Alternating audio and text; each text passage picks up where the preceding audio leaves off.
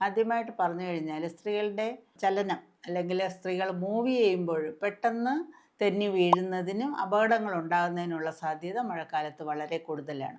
അതുകൊണ്ട് മൂവ് ചെയ്യുന്നത് അല്ലെ ചലിക്കുന്നത് കുറച്ച് സാവധാനത്തിലായിരിക്കുന്നതിനും യോഗ്യമായ പാദരക്ഷകൾ ഉപയോഗിക്കുന്നതിനും പ്രത്യേകം ശ്രദ്ധിക്കേണ്ടതാണ്. വീണ് കഴിഞ്ഞാൽ അമ്മയ്ക്ക് മാത്രമല്ല കുഞ്ഞിനും അത് ആരോഗ്യ പ്രശ്നങ്ങൾ ഉണ്ടാക്കാൻ സാധ്യതയുണ്ട്. പിന്നെ മഴക്കാലത്ത് ശ്രദ്ധിക്കേണ്ടത് നമ്മുടെ ആഹാര രീതിയിലുള്ള കാര്യങ്ങളാണ്.